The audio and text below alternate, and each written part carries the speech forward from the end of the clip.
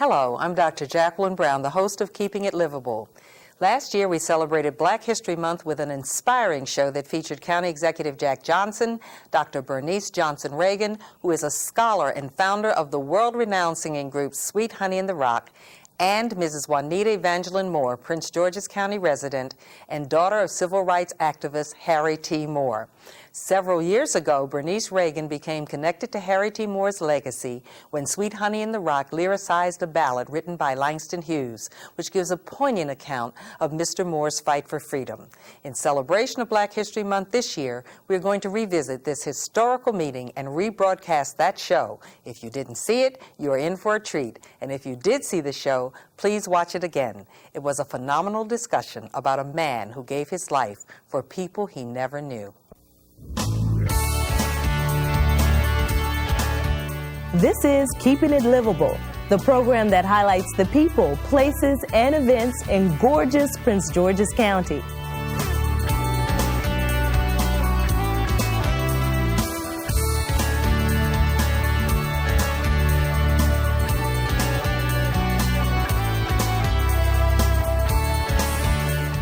And now your host, Dr. Jacqueline Brown. Scratch my head over the fact that he has been so overlooked. I don't understand why. Well, again, I think we come back to the issue of periodization. You know, that historians have decided that the civil rights movement began in 54, 55. It ended in 68 with King's death. And so you have to look at the years in between to find out, you know, how we got the Civil Rights Act of 64. I think we need to broaden that considerably, that definition. And if you do that, then Moore is one of the first names that should come to mind. He did not promote himself in the way that perhaps others in the NAACP did. And I think it's of course, there are probably many stories in history like that, but his is one that does jump out at you. He's not on the Civil Rights Monument in Montgomery. There are just some omissions that do puzzle me. One of the real tragedies of this story is that there's a double injustice. It was bad enough that the Moores were killed and no one was ever convicted, but today it's even worse that they've been forgotten. If Harry Moore had been killed just 3 years later after the Brown decision, he would be Medgar Evers. He would be in every history book. He'd be part of our consciousness. Everyone would know his name. As we celebrate Black History Month throughout the nation and honor those who have made contributions to the African American historical record, it is also important to talk about the people whose names are often omitted from our history books, although their contributions are of no lesser value. Today we're talking about a man who led a 17-year unfaltering campaign to ensure justice and equality for all African Americans, civil rights activist Mr. Harry T. Moore. From 1934 to 1951, Harry Moore worked as a civil rights activist throughout the state of Florida. To help us understand the significance of his life and work, we are honored to have with us two very special guests. Ms. Juanita Evangeline Moore, daughter of Harry T. and Harriet Moore. Ms. Moore is also a Prince George's County resident. And Dr. Bernice Johnson Reagan, renowned African-American scholar and founding member of Sweet Honey in the Rock, and also our county executive, the Honorable Jack B. Johnson. Ladies and gentlemen, welcome to Keeping It Livable. Well, thank you, Jackie. Thank you so much. Thank you. I'd like to kind of start with the county executive a little bit in terms of your interest in the civil rights movement and how that civil rights movement influenced you in some way. Okay. Well, you know, I go back all the way to the Civil War, the Dred Scott decision, that and also to the idea that we were never to be involved in the political life of this nation. Mm-hmm. And then after the Civil War, Congress passed the 13th, the 14th, and the 15th Amendments to the Constitution. Mm-hmm. The 13th Amendment eliminated slavery. The 14th Amendment required all states to recognize that we were citizens of the state. Yes. Gave us due process of law and equal protection of the law. Mm-hmm. And then the 15th Amendment gave us the right to vote. Yes. And then I think the beauty of our guest today mm-hmm. is that we have to understand that there are millions of faceless men and women whose names will never be known, but who, in a little ways and important ways, contribute to where we are today. Yes. And our challenge is to go back in history and find out who those people were and what motivated them and how they made a difference, and then bring them to life. Yes. So our young people can know that it was, Dr. King was so great, but there were just many other people, Fannie Lou Hamer and others, all across the South and the nation that stood up and made a difference. Yes, and I think that's so important because I know that guides us with your administration to always be cognizant of whose shoulders we stand upon and to move forward with that kind of dignity. In our opening clip, we heard author Ben Green say that Harry Moore would be in the consciousness of many other people if he had been killed 3 years later. It was a very interesting statement. And for our viewers who don't know the circumstances of Harry Moore's tragic death, he was killed on Christmas night, 1951, in Mims, Florida, when a bomb exploded under the bedroom, fatally injuring Mr. Moore and his wife, Harriet. I'd like to begin, Ms. Moore, by asking you a little bit about your father's background and what inspired him to become a civil rights activist. And did he even think of himself in that way? No, he didn't. He was just Harry Moore. And to me, he was just Daddy. He was born in Houston, Florida on November 18, 1905. His father died when he was very young. His mother was responsible for raising him. Some of her sisters were educators, so she sent my dad to Jacksonville, Florida, to live with Aunt Jessie, Adriana, and Maisie. Maisie was a PhD who taught at Tennessee A&I. And this is back when? Back, I guess maybe in the 40s. In the 40s, okay. Isn't that Mm-hmm. something? All right. Adriana was a principal at one of the high schools in Jacksonville, and Aunt Jessie was, at that time, a registered nurse. Wow. Which was unheard of That, for I blacks. tell you, yeah.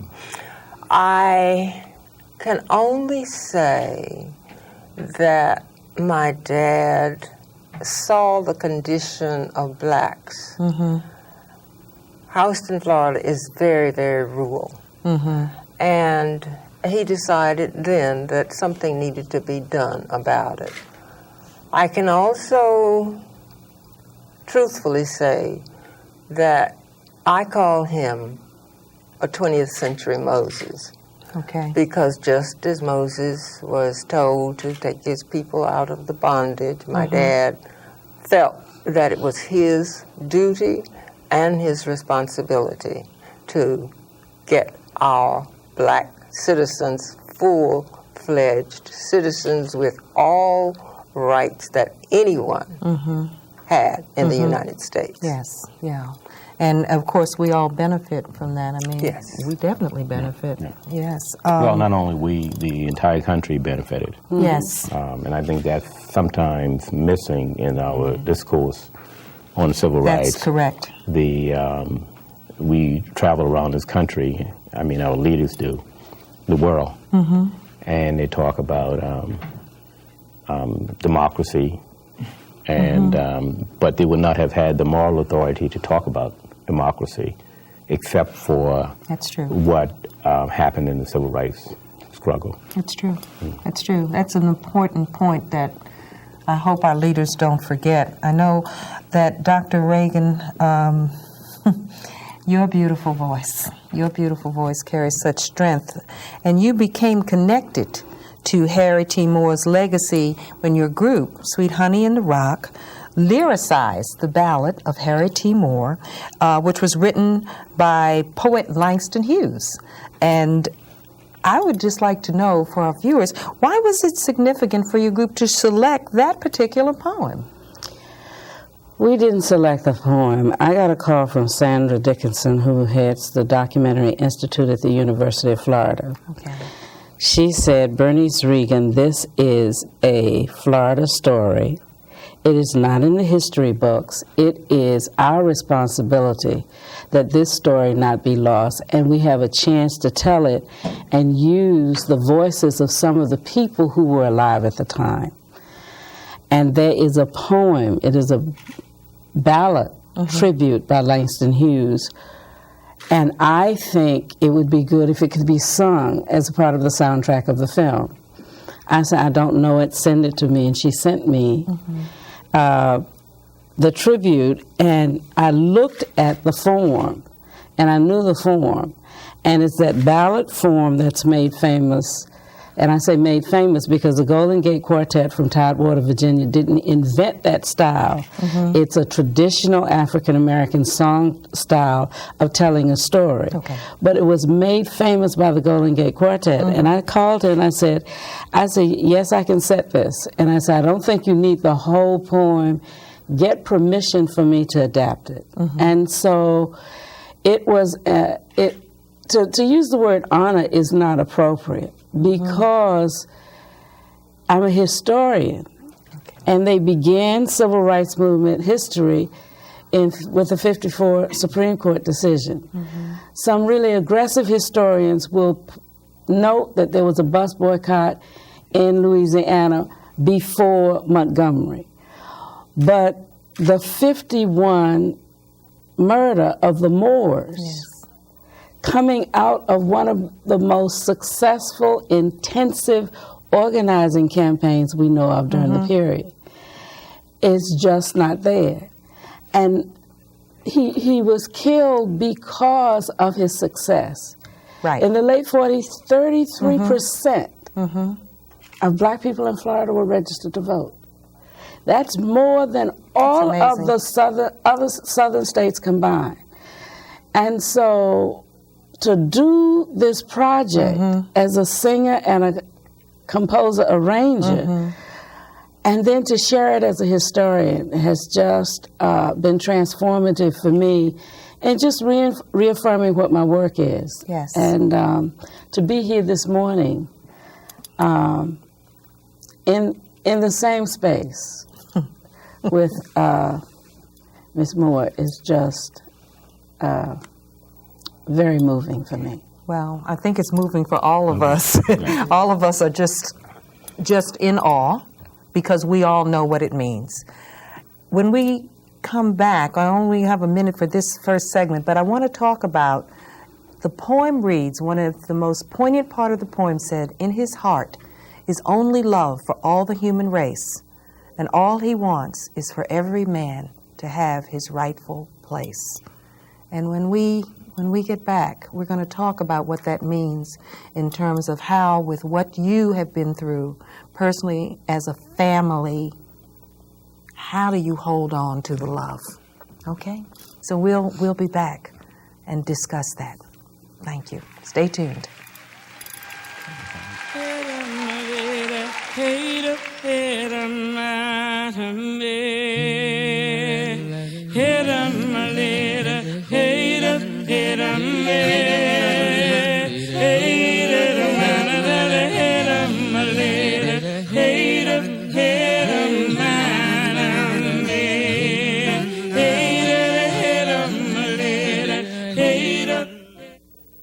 Did you know that the Columbia Air Center in Croom was the first and only airfield that was black-owned and operated?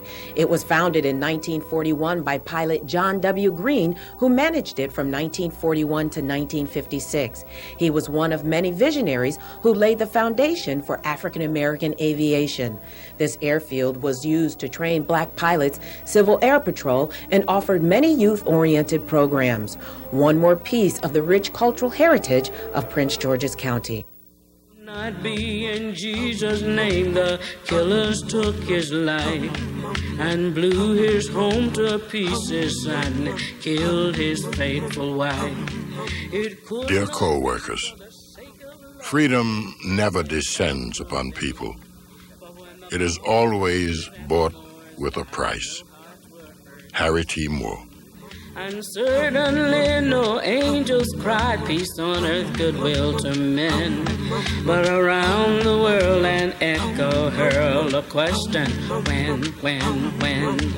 when will people in Jesus' name, and when will they by prayer learn that each one has the right to stand up everywhere?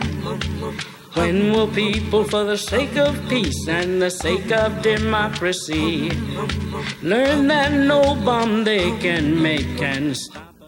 We're back and celebrating Black History Month with a two-part discussion featuring Ms. Juanita Evangeline Moore, Dr. Bernice Johnson Regan, and the Honorable Jack B. Johnson. Mr. Johnson, you had a question. Yeah, I was listening to Ms.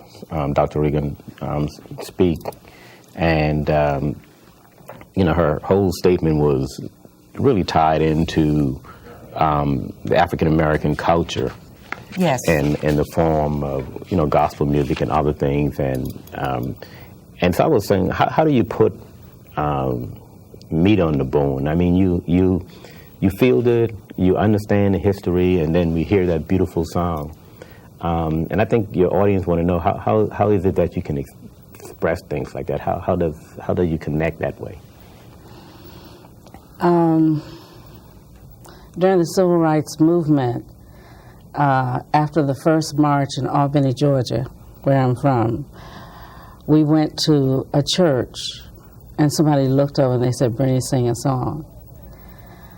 And I did a spiritual, and I changed the words of the spiritual. The spiritual was, "Over my head, I see trouble in the air." I knew we were in trouble. I didn't think it would help at all to sing, "Over my head, I see trouble in the air." But as I went down the song, I flipped trouble to freedom.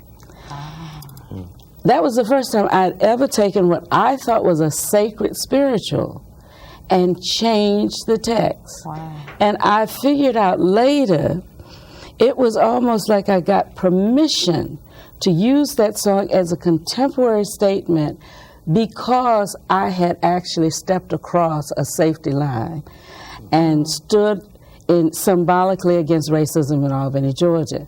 And I think in all of my work, it's charged by that experience. And I actually teach people how important it is sometimes to risk losing everything, because you won't actually know who you can be unless you cross that line. That's true. That's true. Yeah, that's just fantastic. That's fantastic. And it's an experience. It's a transforming experience. And when you get there, you know it. When you get there, you know it. Before the break, Ms. Moore, we were talking about the part of the poem that said, "In his heart is only love for all the human race, and all he wants is for every man to have his rightful place." And I guess my question is, while the killing of your parents devastated you, your sister, can you just explain to the viewers how this tragic incident robbed us as a race of human beings, of a man who was willing to sacrifice his life for the welfare of a society that's divided, and to also, and that's part of the significance piece that the county executive was talking about. He was a loss to all of us, white and black, Asian, Latino. He was a loss to all of us. But also, how did you as a daughter hold on to that love as opposed to having the hatred? My mother is responsible for it.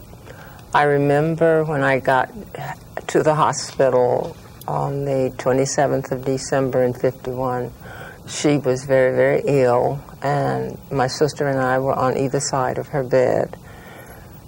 I burst out and said, "Oh, I hate all white people." And she took my hand and she said, "Evangeline, you've always been my beautiful daughter. If you hate, you're going to be as bad as they are, and you're going to make yourself ugly. So don't ever let me hear you say that again." Harriet had a way, when she talked to you, you listened and you acted on what she said. That is what kept me from any type of hatred. Wow, this is just amazing. It's just so powerful. We know that there's been some breaking in the case a little bit, and we have some pictures here on the monitor. What are those?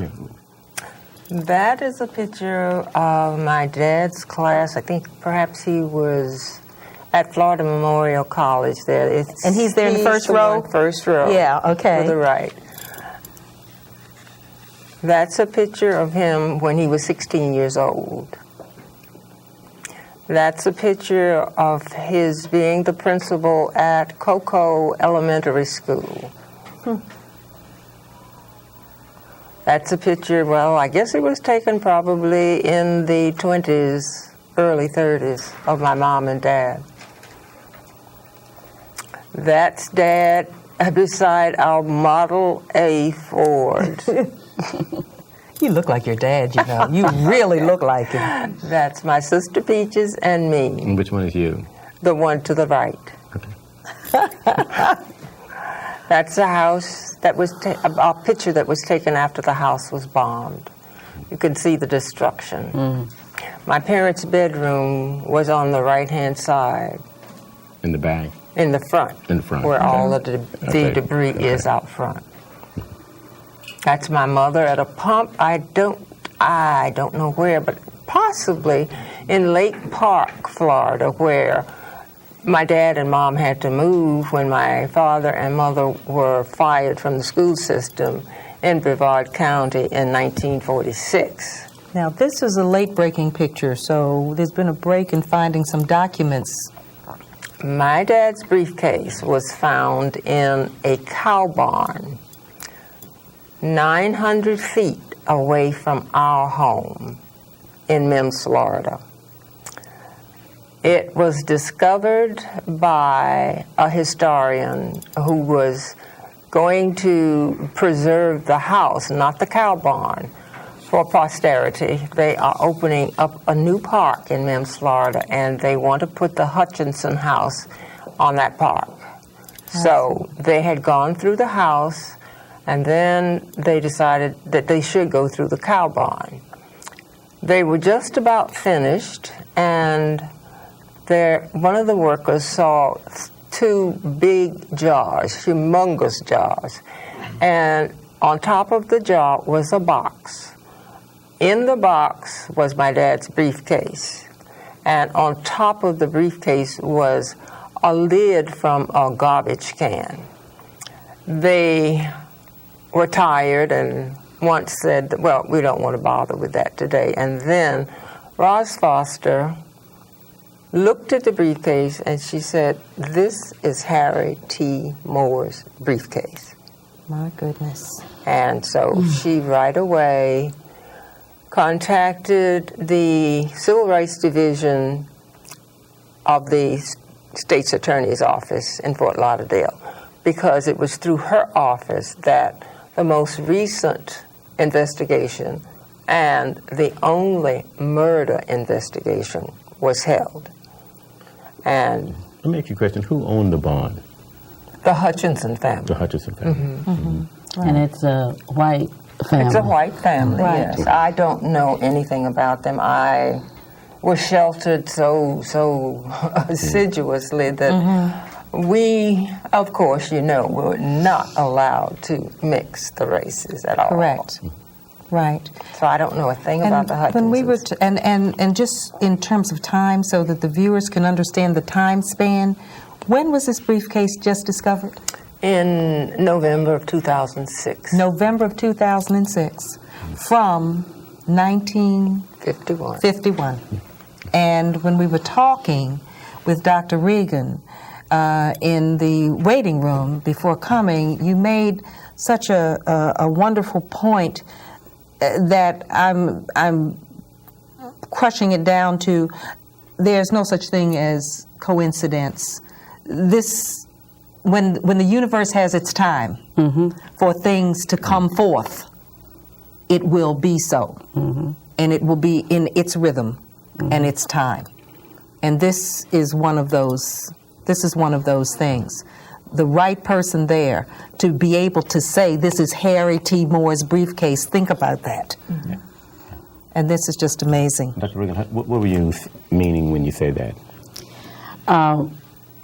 As a culture, we had moved to a place where we could take care of a story like this. We could have a film about it. We could reopen, the film could trigger the reopening of the case.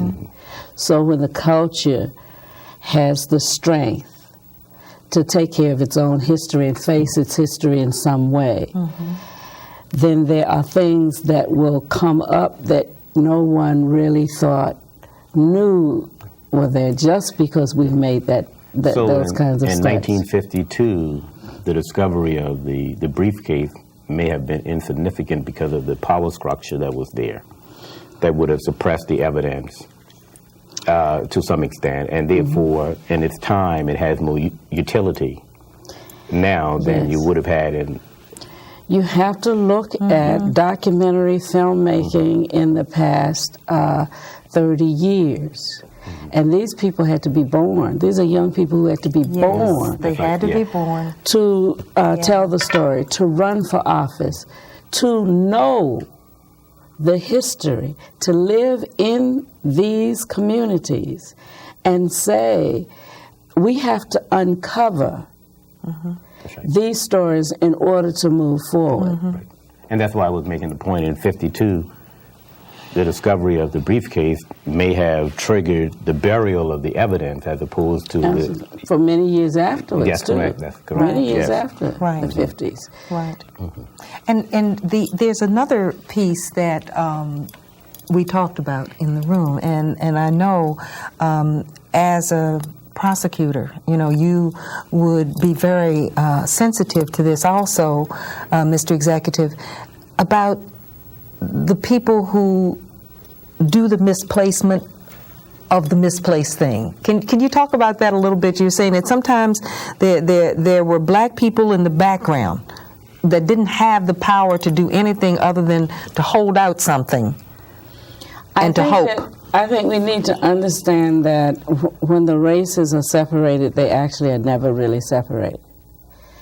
And there is this way when you ask yourself, how did it get there? Why was it there? And with somebody from the Hutchinsons put it there, you're not asking a wide enough question because you're not including all of the possible movers and actors in the environment. And so one of the things you have to think about is what those communities and those homes really were like, who worked there.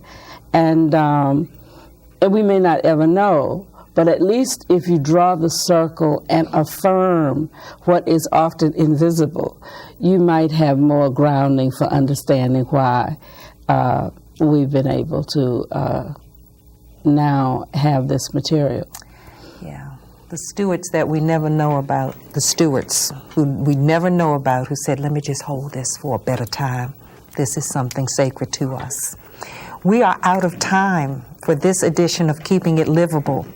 This has been a truly inspirational program, and I hope you've learned why it's important to recognize martyrs like Harry T. Moore, who are often omitted from our history books. I want to thank all of my special guests, Ms. Juanita Evangeline Moore and Dr. Bernice Johnson Regan, and the County Executive, Jack B. Johnson. But I want you to be sure to tune in for the next episode of Keeping It Livable, because we're going to continue to talk to these ladies.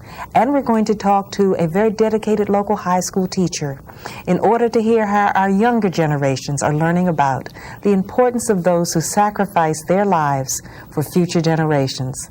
I'm Dr. Jacqueline Brown, and I'll see you the next time on Keeping It Livable. No bomb can kill the dreams I hold. Freedom never dies. It happened in Florida, the land of flowers. It was on a Christmas night. Men came stealing through the orange grove. Men of hate carrying dynamite. It was to a little cottage, the family, the name of Moore.